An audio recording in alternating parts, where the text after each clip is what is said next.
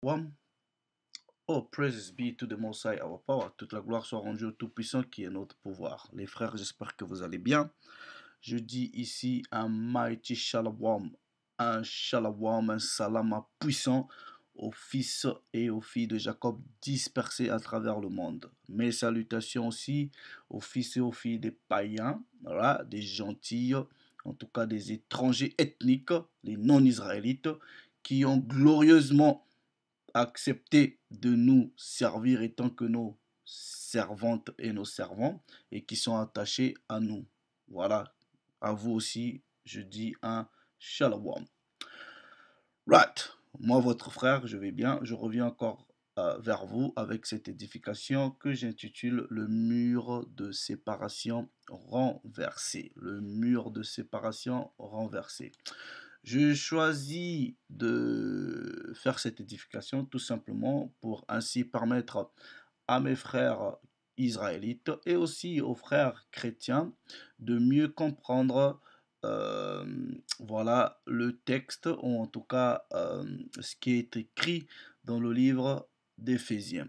Alors le texte que je choisis aujourd'hui, c'est pas forcément un texte populaire dans le christianisme, mais souvent dans mes échanges, dans mes nombreux échanges sur d'autres plateformes avec les Édomites, en train de voilà de raisonner ou de débattre sur les Écritures, c'est souvent, en tout cas, un texte qui est souvent sorti, mais seulement très rares sont les gens qui vont te sortir ce texte, et cela, plus ou moins, me permet de déterminer le niveau en termes de connaissance de la personne. Mais de façon ordinaire, voilà, dans le même raisonnement, les chrétiens vont vous sortir, oui, il n'y a ni juif ni grec, le voile du temple s'est déchiré, les païens sont rentrés, tout ça là, voilà, tout euh, cet amalgame, tout cet embrouillement en réalité, comme Pierre nous l'a signifié, que la plupart des gens interprètent mal les écrits de Paul et jusqu'à voilà à déclarer leur propre perte. Donc ici, j'aimerais en tout cas par la grâce et la faveur du Tout-Puissant permettre à mes frères israélites de mieux comprendre ce texte et de pouvoir mieux l'expliquer et aussi aux frères qui sont dans le christianisme. Voilà, on vous offre ici une opportunité de vous corriger tout simplement et nous disons et nous restons fermes sur cette position que ce que vous appelez par la Bible, les Écritures, c'est un livre qui est exclusif aux Israélites en termes de promesses, en termes de beaucoup de choses. Donc, euh, c'est ce que nous allons tenter d'expliquer. Voilà, Romain dit, je paraphrase, que tout ce qui a été écrit avant, voilà, dans le passé, il a été écrit pour notre apprentissage, pour notre connaissance. Alors, le texte que je choisis aujourd'hui, comme je dis, c'est pas un texte qui est populaire, non seulement même chez l'Israélite moyen, et même encore chez le chrétien moyen, comme je dis souvent, voilà, ils vont vous sortir le genre de récit, le rideau du temple, des conneries comme ça. Il n'y a ni juif, ni grec, bref, c'est ça en fait. Alors, le texte d'aujourd'hui, il est tiré du chapitre 2 du livre des Éphésiens. Et comme je l'ai déjà démontré à plusieurs reprises, que les lettres de Paul sont adressées exclusivement aux Israélites, à la diaspora israélite, dans les cités ou dans les contrées ou même dans les pays des étrangers, c'est-à-dire en Grèce, à Rome, voilà. Donc la lettre des Éphésiens, elle est adressée à la diaspora israélite dans cette ville d'Éphèse. On l'a démontré ici et nous allons toujours continuer à le faire. Alors, le texte, c'est dans le chapitre 2, ok? Dans le chapitre 2, nous allons prendre à partir du verset, à partir du verset 11, ok? Alors, comprenez ceci.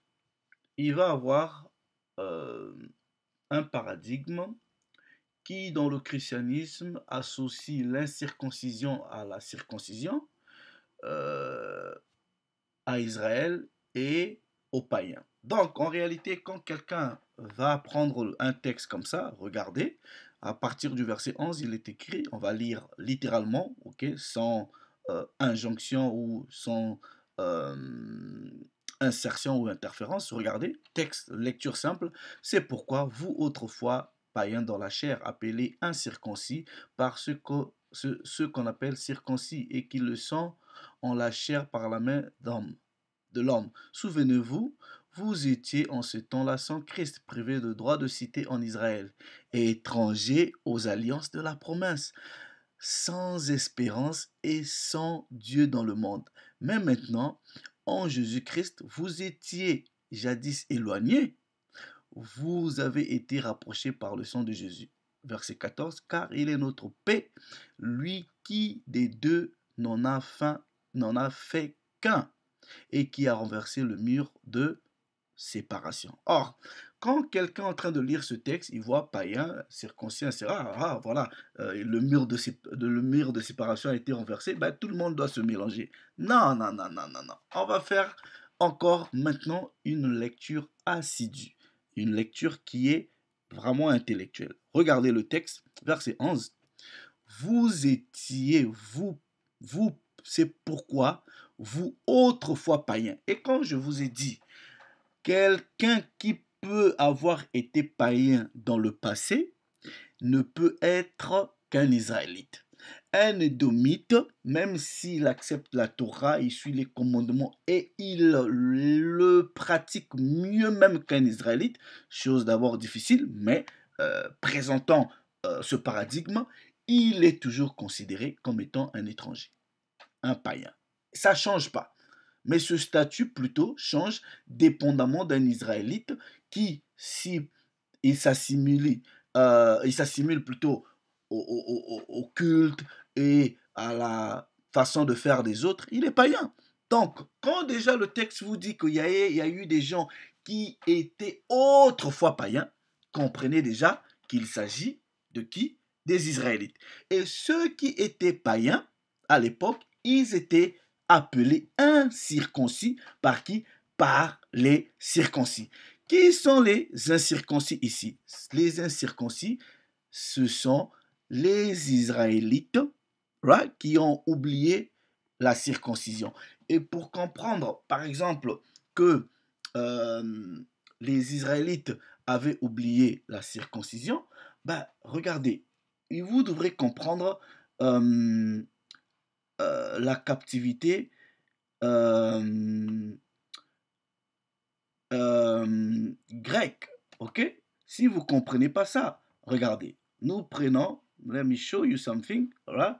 Nous prenons, je vais lire ça vite fait. On prend le premier livre de Maccabée.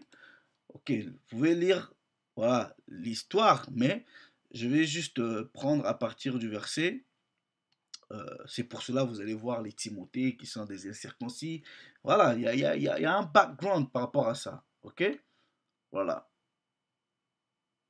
Regardez, par exemple, verset 11, un livre de Maccabée, chapitre 1, verset 11. En ce jour-là, déjà, vous pouvez lire déjà le premier verset. Après qu'Alexandre, fils de Philippe, le Macédonien, qui régna d'abord sur la Grèce, fut sortir du pays de Sétim, ou Kétim, hein, Rome, et eut battu Darius, le roi de Perse et des Mèdes, et fut devenu roi à sa place, et tout d'abord sur les Lades. Donc, c'est les Grecs qui vont en réalité surpasser les Mèdes et les Perses et cela va s'ensuivre par une captivité des Israélites euh, par les Grecs. Alors, et quand cet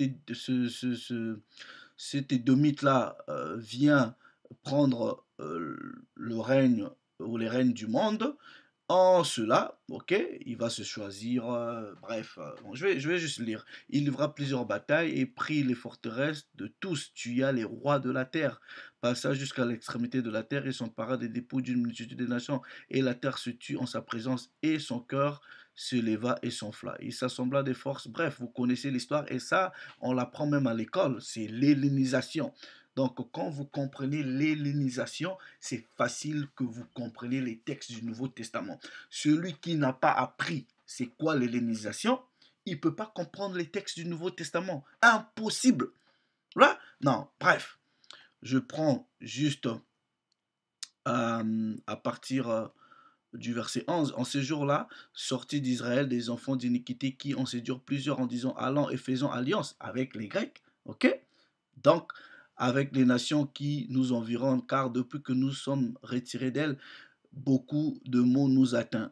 Et cette parole parut bonne à leurs yeux. Quelques-uns, on vous dit quelques-uns du peuple furent députés et allèrent trouver le roi, et il leur donna le pouvoir de vivre selon les lois des gentils. Qui sont ces gentils? Les Édomites, les Grecs, les Romains, tout ça là. Ils bâtirent même un gymnase à Jérusalem à la manière des nations, des païens.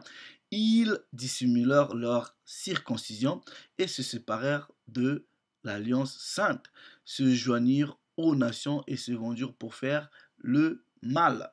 Alors, quand vous comprenez déjà, à part même ça, ok, quand vous prenez par exemple au chapitre 2, qu'il était même interdit aux Israélites de faire la circoncision, au chapitre 2, et que à chaque fois vous trouvez par exemple en train de circoncire votre enfant, vous étiez mis à mort. Voilà. Donc, regardez, euh,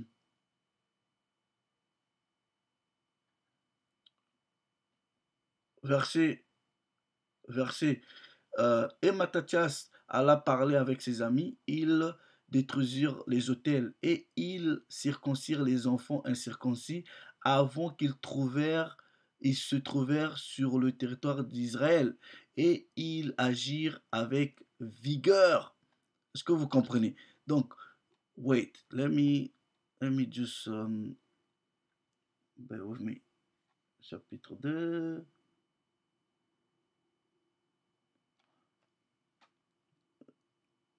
Forsake, ouais, c'est forsake the Holy Covenant. Yeah. Donc, je prends par exemple ce deuxième livre, Maccabée, attendez. Je prends le livre 2 au chapitre 6. Voilà. Non, regardez.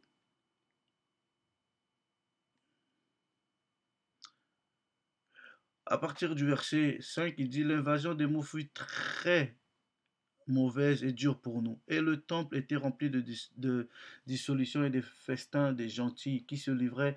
Bref, l'autel, blablabla, on dit, il est quoi?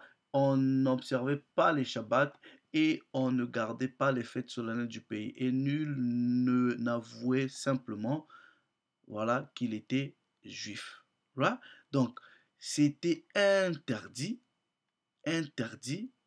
voilà, de faire quoi? De vivre comme étant un Israélite. Regardez, regardez, on dit ici un édit, c'est-à-dire c'est une lettre, c'est un communiqué officiel. Un édit suggéré par les Ptolémées fut publié dans les villes des gentils les plus rapprochées pour les presser d'agir eux aussi de la même manière contre les Juifs afin qu'ils sacrifiassent et de tuer ceux qui ne voudraient point passer aux coutumes des gentils et des païens. Et on dit, on ne voyait donc que misère. Regardez verset 10. Car deux femmes accusées d'avoir circoncis leurs fils furent menées publiquement par toute la ville, ayant leurs enfants pondus à leurs mamelles, puis précipités du haut des murs. Voilà. Donc, c'était interdit aux Israélites pendant la captivité grecque de faire la circoncision. C'est pour cela, vous retrouvez les frères, d'autres frères, ils n'étaient pas circoncis. Et ceux du royaume du sud qui avaient gardé plus ou moins euh, la coutume, les considéraient comme étant des païens. Voilà. Donc, quand vous prenez ce texte-ci, comprenez déjà, on dit qu'ils étaient autrefois païens. Voilà. Dans la chair. Et ils disent maintenant, vous étiez en ce temps-là, dans ce temps-là, quand vous étiez en ce temps-là, sans Christ, vous étiez privés du droit de cité en Israël parce que vous n'étiez pas sur la terre et vous étiez devenus étrangers aux alliances de la promesse, sans espoir. Maintenant, il dit, maintenant, en Jésus-Christ, vous qui étiez jadis éloignés. Éloignés de quoi? Éloignés de, en anglais on dit, the Commonwealth of Israel. Vous étiez éloignés de la nation. Mais par le Christ, vous vous êtes rapprochés. Maintenant, il dit, car ce Christ-là, il est notre paix. Lui qui des deux n'en a fait qu'un. Maintenant, admettons que ces païens-là soient des étrangers ethniques, c'est-à-dire des non-israélites. Mais comment est-ce que Jésus viendra faire des païens et des Israélites un, alors que dans toutes les Écritures, Dieu a toujours prôné une séparation entre Israël et les autres. Toujours, il leur interdit d'aller se marier avec leurs femmes. Il a toujours dit, où vous allez, n'imitez pas ces gens-là. Donc Jésus va venir, comme un fou, il va désobéir en disant, bah non, non, non, bah moi je viens unir tout le monde, bah mélangez-vous. Mais attendez, regardez ceci. Je vais vous montrer que Dieu est dans la séparation. Il n'y a pas de mélange. Il interdit les histoires de mélange. Même dans ce qu'on peut cultiver, pas de mélange. Dans le vestimentaire, il interdit le mélange. Mais comment est-ce que ce même Dieu qui interdit le mélange va vouloir... Mais hold on, let me just show this to you. Ok? Que vous allez comprendre que Israël est dans la séparation. Ok? Deutéronome chapitre 7. Let me just read le verset 6. Car tu es un peuple saint pour l'Éternel. Là, vous voyez le terme saint, ou dans le christianisme, sanctification, saint, ils ne comprennent pas ce que ça veut dire. Ça veut dire être séparé, ne pas se mélanger. Là, donc, on va prendre le terme saint, c'est Kodesh. Là, c'est être sacré, saint, mais être mis à part. Séparé. Israël, tu es un peuple mis à part.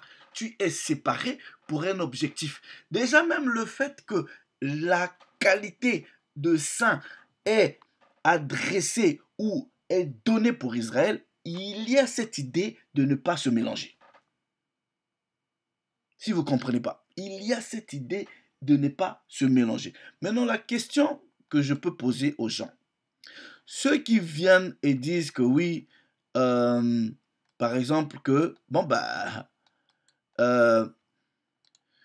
Christ, ou le rideau du voile, Christ est venu renverser le mur de séparation. Montrez-moi un seul endroit,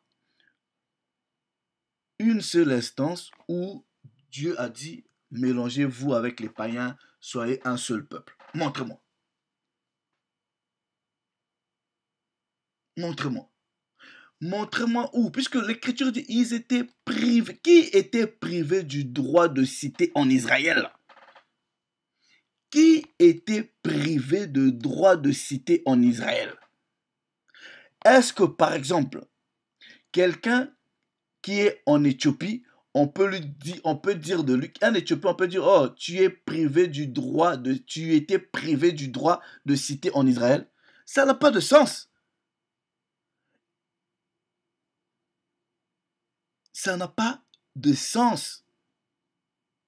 Right? Now, watch this, yeah? I'm gonna show you. Parce que Israël étant une nation sainte, il y a toujours cette idée-là de séparation. Non, regardez, on a dit ici, voilà, que le Christ est notre paix. Et il a fait de deux.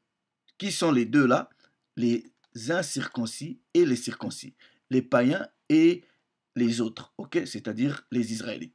Donc il a renversé le mur de séparation et l'immunité. Voilà.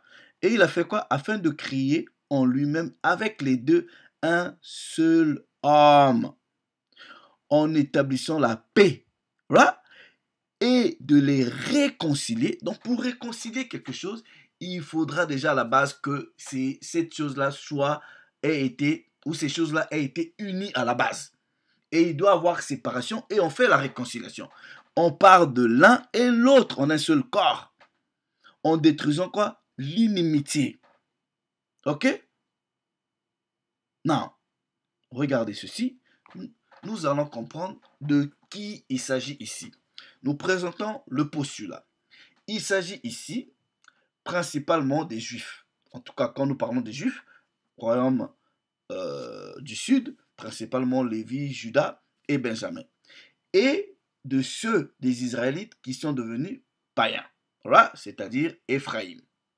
C'est eux qui vont être réconciliés, qui vont former un seul corps. On va vous donner les préceptes pour que vous compreniez exactement la mission de Paul, la mission de Pierre, la mission des apôtres. Non, regardez. On prend, par exemple,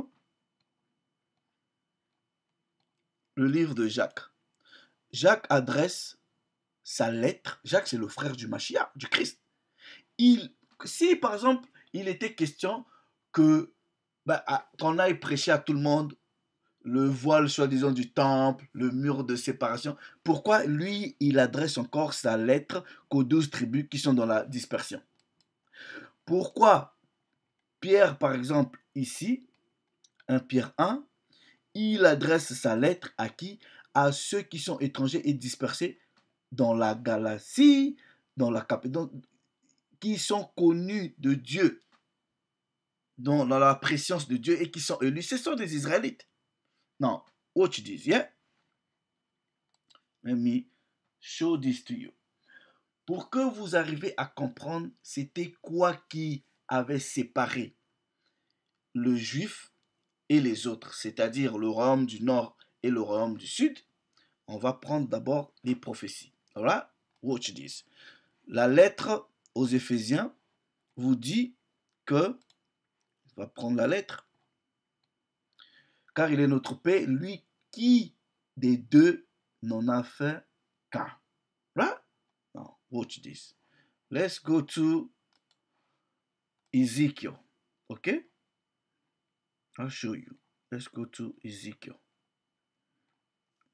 Avant d'abord qu'on aille à Ézéchiel, let me show this to you. Roman. Alors, je vais prendre le texte de Romains avant d'aller dans Ézéchiel. Là, regardez. Tu diras donc, en parlant du greffage, ok? En parlant du greffage, pay attention, yeah? I will show you something. Broken off. Bear with me. Je vais vous montrer.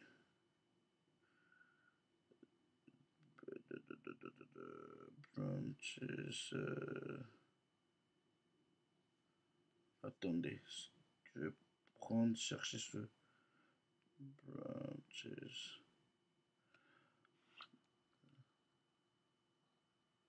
Right. Now. Regardez ceci. On va prendre Romains chapitre 11, que souvent les chrétiens, oh, le greffage, le greffage. Déjà, le texte vous dit ici, premier verset, Dieu a-t-il rejeté son peuple? Loin de là. Okay? Dieu n'a jamais rejeté son peuple. Là, toujours choisi Israël. Ésaïe chapitre 14, verset 1, il choisira toujours Jacob. Là, non, regardez ceci. On prend peut-être à partir du verset, par exemple,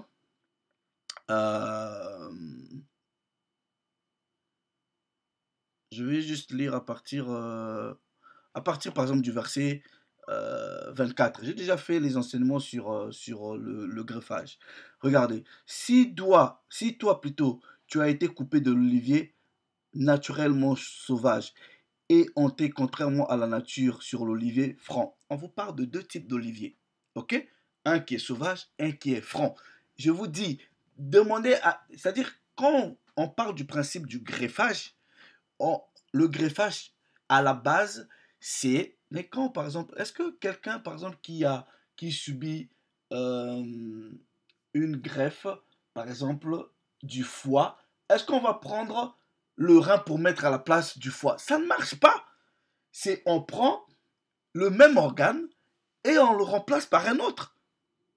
Là, donc, quand on parle du greffage aussi, dans une autre mesure, vous pouvez que greffer deux arbres d'une même espèce. Là, non. Donc, on vous parle d'un olivier qui est franc et un autre qui est sauvage. Verset 25. Voilà. Car je ne veux pas, frère, que vous soyez ignorants. C'est un mystère parce que plusieurs ne comprennent pas ça. Voilà. Afin que vous ne vous regardiez point comme sages. C'est qu'une partie d'Israël est fait quoi? Est tombée dans l'endurcissement jusqu'à ce que la totalité des païens soit entrée. Les païens, là, c'est le reste d'Israël. La conclusion, quand les autres païens vont revenir à la maison, ok, c'est ainsi que tout Israël sera sauvé. Là, mais non, c'est où, puisque quand vous lisez par exemple le greffage, on vous dit, c'est que euh, tu diras donc les branches ont été retranchées. Une partie des branches ont été retranchées. Nous allons voir, ok, où est-ce que l'Écriture nous dit que l'olivier a eu des branches qui ont été retranchées ou coupées. En réalité, euh, c'est ce que ça veut dire. On va dans Jérémie. Regardez. I'll show you that. Jérémie chapitre 11. Ok. Je lis à partir du verset. Jérémie chapitre 11. Je lis à partir du verset 16. Regardez. Right? Parlant d'Israël. Olivier verdoyant, remarquable par la beauté de son fruit. Tel est le nom que t'a donné qui? L'Éternel. Au bruit d'un grand fracas, ok? Il l'embrase par le feu et ses rameaux sont brisés ou retranchés. Il parle d'Israël. Come on. You Christians are very unlearned. Pour ne pas dire vous êtes stupides. Romains chapitre 11, nous avons été greffés. Greffés for what? Non. Let's go back. On repart sur le texte de base. It's so frustrating. Sometimes, mais on est obligé de, to teach you guys. Regardez. Éphésiens chapitre 2.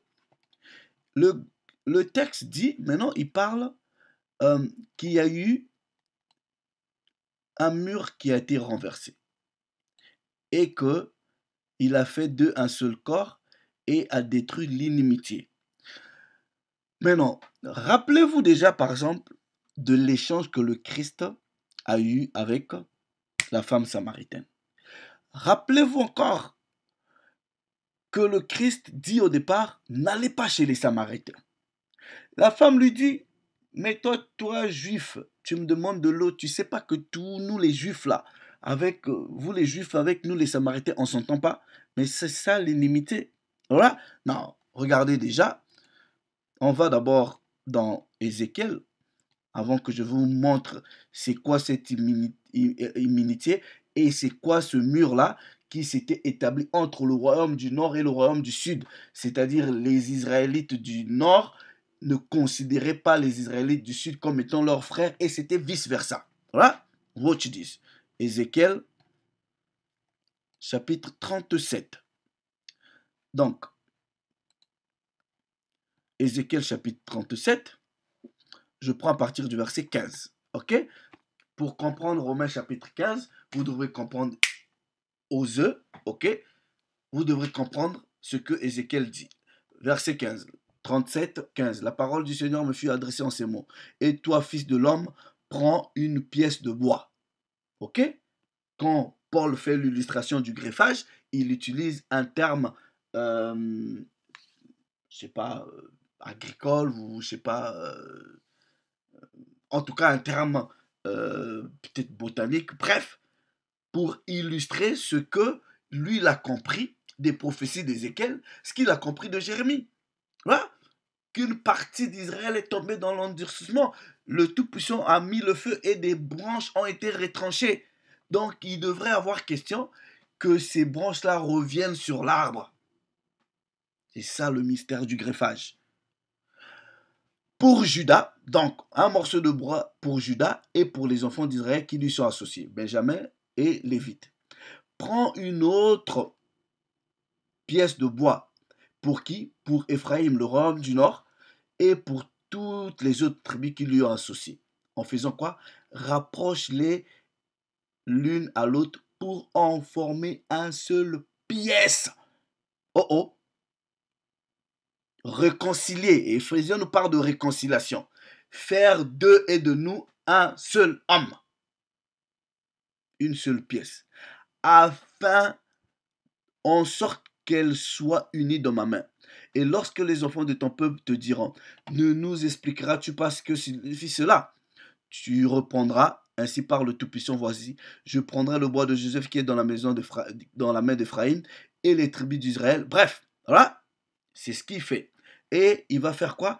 Il va les rassembler, les enfants d'Israël, du milieu des nations où ils sont allés, et je les ramènerai de toutes parts, et je les ramènerai dans leur pays. Je ferai d'eux une seule nation dans le pays, dans les montagnes d'Israël. Ils auront tous un même roi. Ils ne formeront plus deux nations. Ils ne seront plus divisés en deux royaumes. Et David sera leur roi. Qui est ce David? C'est le Mashiach quand nous venons, en tout cas selon le texte d'Éphésiens. Voilà. Non. Vous comprenez déjà ici ce que l'Écriture nous illustre en termes de réconciliation. Et il a parlé aussi d'inimitié. Pour comprendre l'inimitié qui régnait entre Juda et Éphraïm, entre Joseph et la maison de Juda, ou entre les deux royaumes, vous devrez comprendre ce qui s'est passé lors de la séparation du royaume, de la nation en deux. Je prenez les textes de roi, comprenez un peu tout ça là. Vous allez voir par exemple que les Israélites sont très tueurs entre eux. Ils se tuèrent, ils se faisaient la guerre.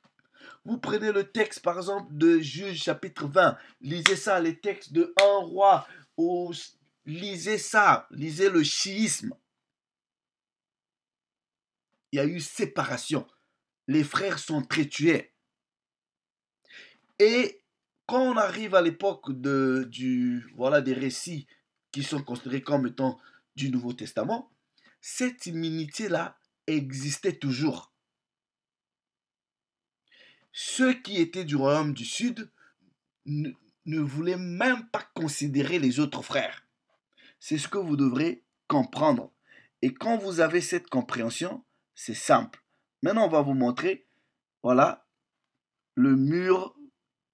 Comment est-ce qu'il est brisé? Ce mur-là est brisé tout simplement par le Mashiach parce que c'est lui qui vient réconcilier les deux nations. Il dit, je n'ai été envoyé que pour les brebis perdues de la maison d'Israël.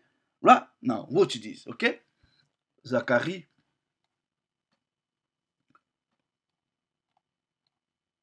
Zacharie, Zacharie. On va prendre chapitre 11, ok? Show you. Non, regardez, l'Éternel dit, puis je brisai ma seconde houlette, union, pour rompre la fraternité entre Juda et Israël. Cette fraternité-là a été rompue par le Tout-Puissant. Ces deux royaumes-là étaient devenus des ennemis. Right? That's what you need to understand. OK? Now, quand l'Écriture vous dit par exemple que il y a eu séparation, les branches se sont retranchées, vous devrez avoir à l'idée ce qu'on appelle par le tabernacle de David. Et ce tabernacle-là devrait être rebâti par le Christ dans la réconciliation d'abord d'Israël. Premièrement, les fils du dedans. Là, watch this, ok? Je prends acte, non, Amos, ok? Amos, bear with me, Amos, chapitre, Amos, chapitre 9, ok? Je lis à partir du verset 11. Regardez, en ce temps-là, je relèverai de sa chute la maison de David, ou le tabernacle de David. J'en reparerai les brèches. Voilà. J'en redresserai les ruines et je la rebâtirai comme elle était autrefois. Mais le tabernacle de David, David a régné sur les 12 tribus. Donc quand l'Écriture dit qu'il devrait reparer la maison ou le tabernacle, par exemple dans King James, on parle du tabernacle. Okay? In that day, I will raise up the tabernacle of David qui est tombé. Là, est-ce que vous comprenez? Mais David a régné sur les 12 tribus.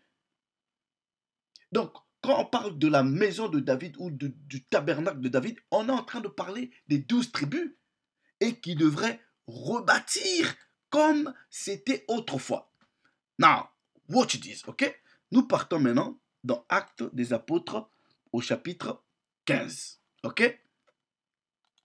Now, Actes des Apôtres au chapitre 15.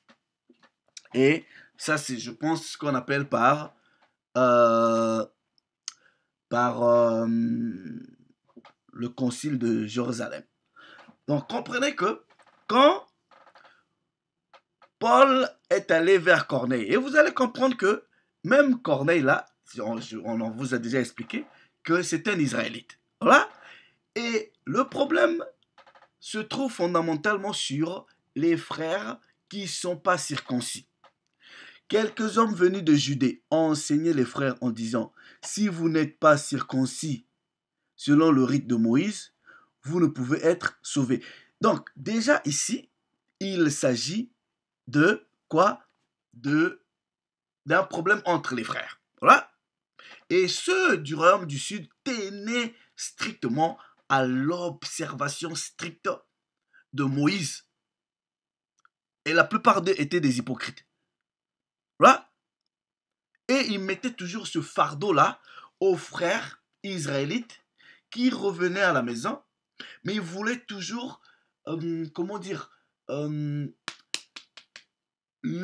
leur faire accepter l'application de la loi de façon urgente, stricte et immédiate.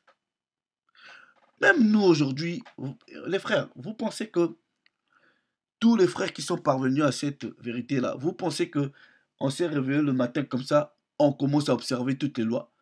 Ah, il y en a, ça leur a pris du temps. Il y en a, c'est peut-être un peu plus accéléré que les autres.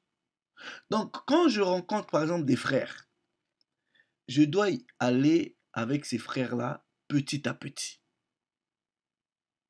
Ok? En leur expliquant la loi. Et je dois être patient. Ok? Non, regardez. Maintenant, à partir du verset, pour que vous compreniez que ici, quand ils se sont réunis, ils discutaient, mais bon, toi, tu es parti là-bas, c'est comment? Ok? Regardez. À partir du verset 10, mais maintenant donc, pourquoi tentez-vous Dieu en mettant sur le cou des disciples un joug que ni nos pères, nous n'avons pu porter? mais c'est par la grâce du Seigneur Jésus-Christ que nous croyons être sauvés de la même manière que. Right? Non, regardez. Maintenant, les apôtres chefs vont prendre la décision en disant, vous allez repartir là-bas, ok? Apprenez d'abord à vos frères là l'essentiel, ok? Ne leur mettez pas trop la pression, ok? Car ces choses-là vont venir. Regardez, verset 13. Lorsqu'ils eurent cessé de parler, Jacques prit la parole et dit, hommes, frères, écoutez. Simon a raconté comment Dieu a d'abord jeté les regards sur les nations pour choisir du milieu d'elles un peuple qui porta son nom. Et avec cela s'accordent les paroles des prophètes selon qu'il est écrit. Après cela, je reviendrai et je releverai de sa chute les tentes de David. Mais attendez, les tentes de David, c'est qui? Ou le tabernacle de David, c'est qui? Parce que dans d'autres versions, on dit tente. Je vais voir.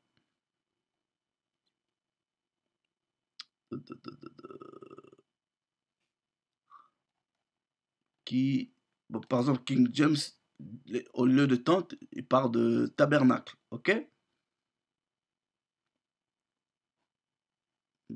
Osterval traduit quoi? Ce qu'on a. Je rebâtirai. Ok. Par exemple, Osterval dit, après cela, je reviendrai. Ok? Je rebâtirai le tabernacle de David qui est tombé et je reparerai ses ruines et je les redresserai. Come on. Come on. Mais il va redresser les tentes de David selon les prophéties. Entre qui? Entre les Israélites. Mais dans le texte du Nouveau Testament, d'autres sont appelés incirconcis ou des gentils. Right? That's what you need to know. Donc le Christ qui dit, il a été envoyé que pour les brebis perdues d'Israël, sa mission première, non pas, en tout cas, c'est aussi de faire revenir les frères étant que un en une seule nation. Par cet évangile, par cette vérité, nous les Israélites partout dans le monde, nous revenons. Le tabernacle de David est en train d'être rebâti. Il y a des personnes aujourd'hui, il y a des frères aujourd'hui avec lesquels on est associé par cette vérité, mais on ne se connaissait pas. Est-ce que vous comprenez? Mais c'est ça, le, le, le tabernacle qui est en train d'être rebâti. Regardez ceci. Let me go to this text, yeah? So you understand what is going on, right? Now, regardez. Je vais dans le texte d'Ésaïe.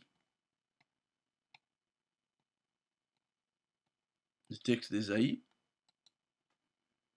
au chapitre 11. Les prophètes l'ont déjà dit. Là, je lis à partir du verset 11. Regardez.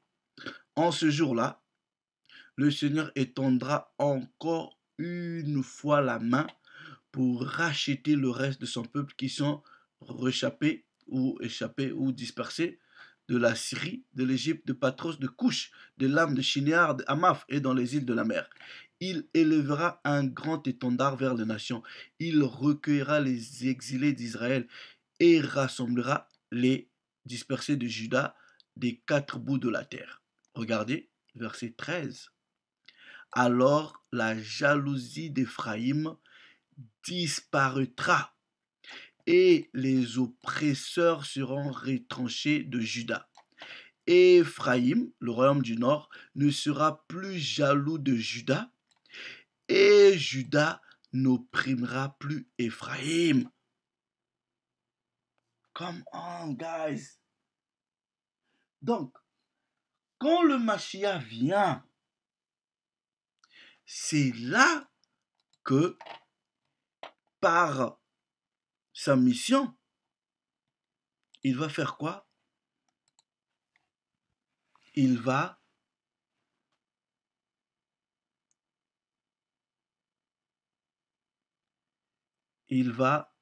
les rassembler. Ok? Regardez, lui-même il dit, j'ai encore d'autres brebis qui ne font pas partie de cette bergerie. C'est celle-là, il faut que j'aille, que je cherche. Regardez, regardez, regardez même dans la version Osterval, regardez ce qui est écrit. Voilà, je prends à partir Éphésiens chapitre 2, regardez. C'est pourquoi souvenez-vous que vous, qui étiez autrefois gentils en la chair, qui étiez appelés incirconcis par ceux qu'on appelle circoncis dans la chair, vous étiez en ce temps-là sans Christ, séparés de la République d'Israël. Come on. Quelqu'un qui est séparé de sa République, de sa nation, est-ce que un Édomite ou un Éthiopien peut dire j'ai été séparé d'Israël? Tu es loin.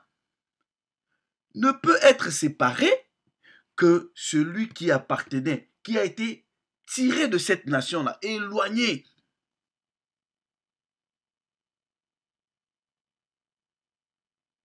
Est-ce que vous comprenez? Et c'est eux-là que le Christ va rassembler. Comme on a lu dans les textes, l'inimitié, c'est la jalousie qui régnait entre les deux, les deux, les deux nations. Ouais, oui, ouais, bear with me. Je vais chercher ce précepte-là. Cause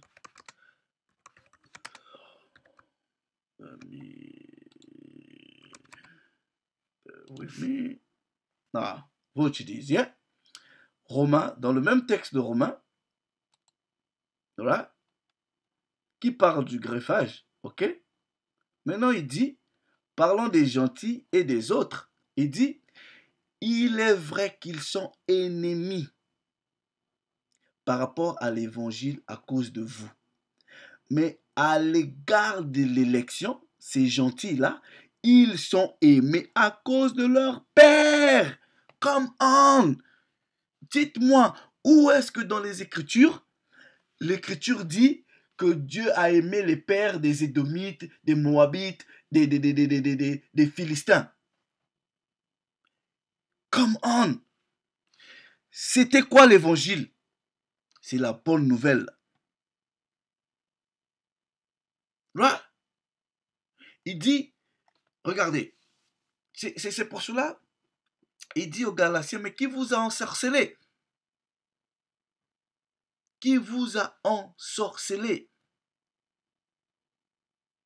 Là, car, verset 25, car je ne veux pas, frère, que vous ignorez ce mystère, afin que vous voyez sage à vos propres. C'est qu'une partie d'Israël est tombée dans l'endurcissement jusqu'à ce que toute la multitude des gentils soit entrée. Voilà. Et ainsi, tout Israël sera sauvé. Comme il est écrit, le libérateur viendra de Sion. Quand ce libérateur viendra de Sion, il éloignera de Jacob toute impiété. Ces gentils ici sont des Israélites. Et ce sera mon alliance. Come on. Ce sera mon alliance avec eux. Lorsque j'effacerai leurs péchés. Il est vrai qu'ils sont ennemis par rapport à l'évangile à cause de vous. Mais à l'égard de l'élection, mais l'élection, qui a été élu? Ils sont aimés à cause de leur Père. Come on.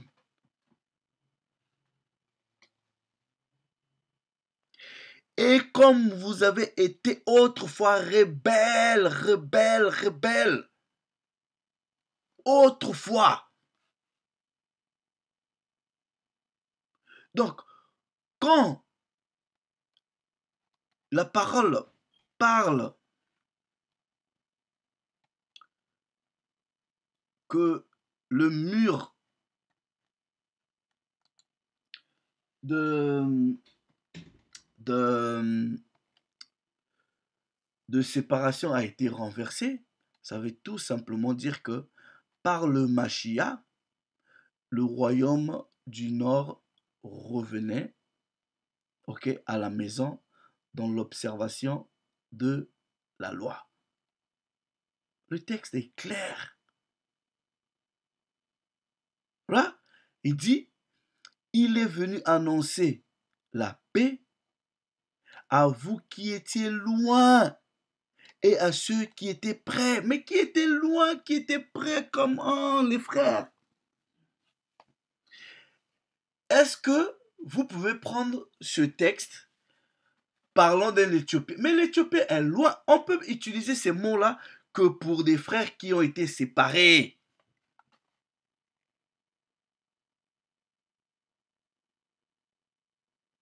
Come on.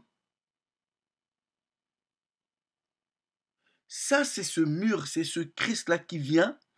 Il vient détruire ce mur de séparation entre ceux qui étaient devenus des païens, des gentils, right, à ceux qui gardaient toujours la loi. Mais le problème avec d'autres hypocrites du royaume du Sud, ils voulaient se prévaloir d'être les garants de la loi en voulant trop mettre la pression sur les frères qui revenaient. Mais attendez, est-ce que si aujourd'hui je prêche la vérité à un frère, peut-être incirconcis, est-ce que je vais lui dire, ah frère, mais écoute, comme tu es incirconcis là, aujourd'hui, là, non, non, tu dois te circoncire. Est-ce que je peux directement dire à un frère, ah non, non, non, frère, à partir d'aujourd'hui là, tu manges plus le porc? Non, mais je lui enseigne d'abord la vérité et je prie le bon Dieu de lui accorder la force de commencer à comprendre les Écritures et d'avoir la force de commencer à observer les lois. Vous pensez que c'est facile que quelqu'un se démette de ses habitudes? Quelqu'un qui a mangé le porc toute sa vie, vous lui dites ça aujourd'hui et tout de suite il arrête? Mais même s'il décide d'arrêter aujourd'hui, ça lui prendra toujours le temps de process, de comment on dit process, de réfléchir ou de raisonner dans sa tête l'information que vous lui livrez. Mais ce n'est pas un frère comme ça que je mets le jugement direct le même jour. Non, tu manges ceci. Non, non, non, non, non, non, non, non, non. Et ça, c'est ce que les frères du royaume du Sud étaient en train de faire.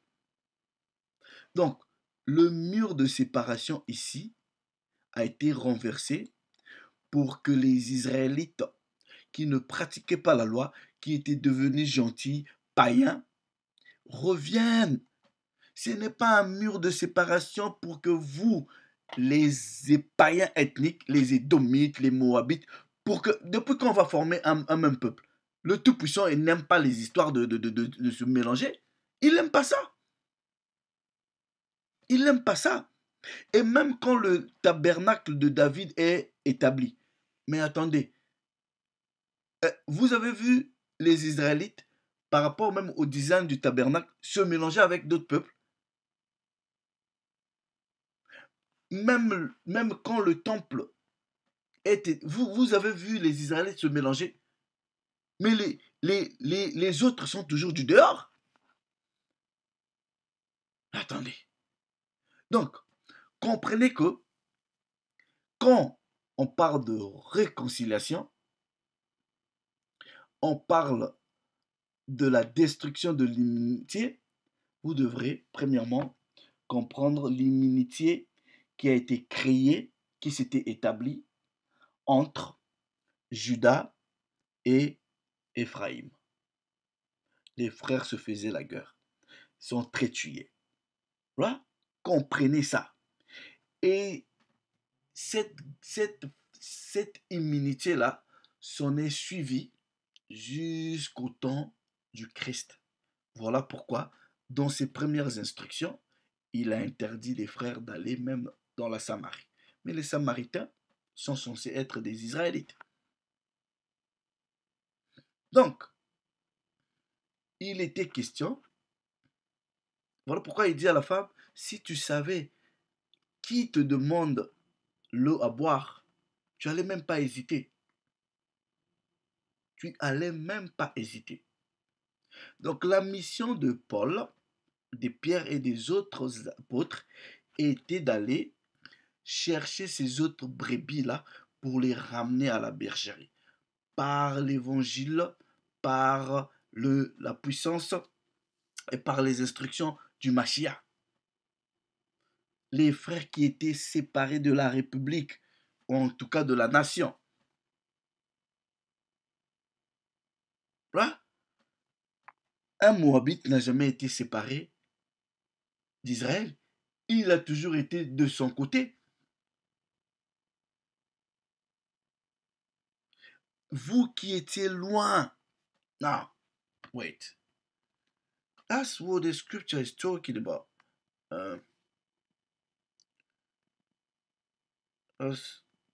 That's what I think is en Isaiah, isn't it? Regardez. Je pense qu'il y a un texte qui dit, c'est, bear with me.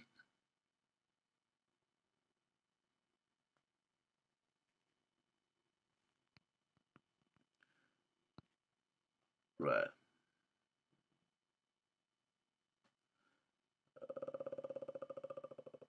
Far off. Je pensais. Yeah, anyway. Ok? Donc, comprenez que ceux qui étaient loin, c'était les autres. Et ceux qui étaient près, bah, c'était Judas, c'était Lévi, c'était Benjamin. Non? Donc, ce mur de séparation, quand le Christ le détruit, il ne le détruit pas pour que les non-israélites ethniques viennent. Non, non, pas du tout.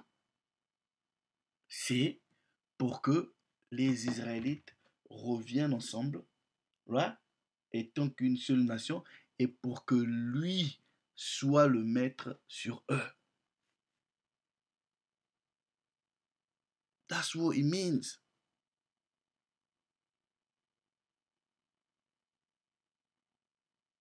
That's what it means. Donc, prendre des textes comme ça, sans pour autant être en mesure de, de comprendre ceci, comment? Il dit, ouais, le mur de séparation, attendez, c'est quel Dieu là qui vient, c'est un Dieu des blagues ou quoi? Donc toi tu dis à ce peuple-là de ne pas se mélanger avec les nations, de ne pas se séparer, et après tu viens encore pour dire non, non, non, bah c'est plus comme ça. Mais c'est le même Dieu que vous dites qui ne change pas. Non. Israël ne peut pas faire un avec les autres nations. Non. Israël ne fera qu'un avec lui-même et les autres nations ne peuvent que s'attacher à Israël pour être des servants et des serviteurs. Let me show this to you. Isaiah pour finir. Chapitre 14. I love this. Car l'Éternel aura compassion de Jacob. Il choisira encore Israël. Il les rétablira dans leur terre. Les étrangers, les Hamites, les Moabites, voilà, se joindront à eux et s'attacheront à la maison de Jacob. Les peuples les prendront et les ramèneront dans leur pays. Et la maison d'Israël les possédera. Donc on va posséder les étrangers, les autres sur la terre de l'Éternel. Comme quoi? Comme serviteurs et comme servantes. Et on vous fera captifs, vous qui nous avez fait captifs, et on dominera sur vous qui avez été nos oppresseurs. Dans la servitude, tout comme nous aussi on vous a servi à bâtir vos nations, vous ferez pareil. Ouais.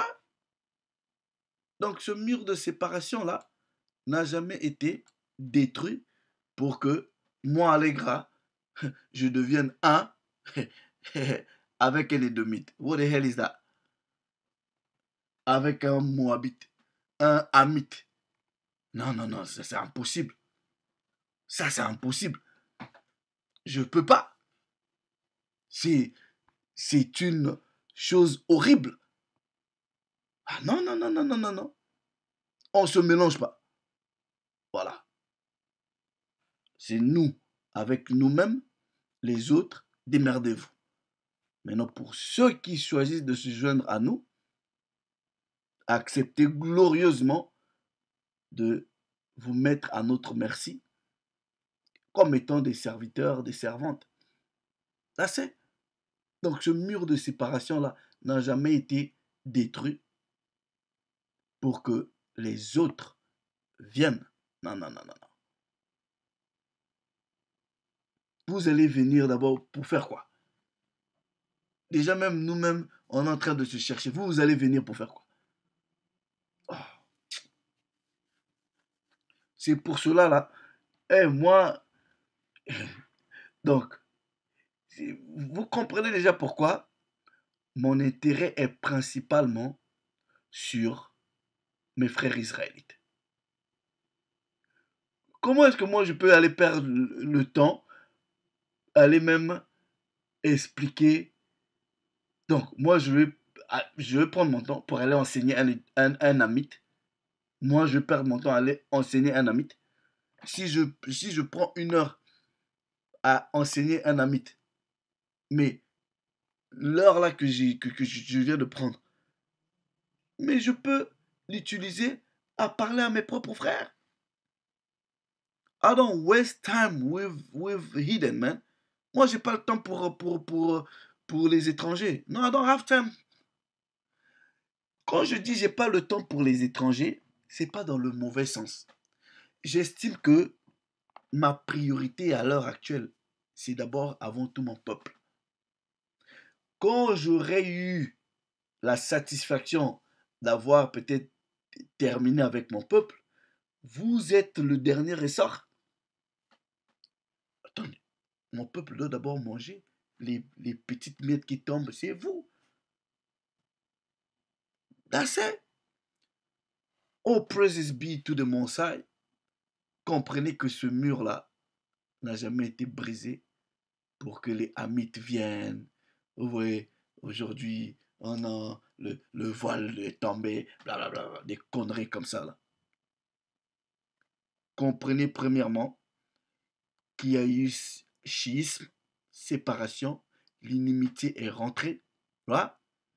Le Tout-Puissant, la fraternité a été brisée, comme on l'a lu dans Zacharie. Voilà. Et il y a eu séparation de la nation en 2 royaumes. Donc il était question que ce mur-là soit brisé par la venue du Mashiach et que le peuple se rassemble pour que lui soit ce berger-là sur le peuple. Rien à voir avec les étrangers ethniques. Toute la gloire soit rendue au Tout-Puissant, notre pouvoir. Shalom.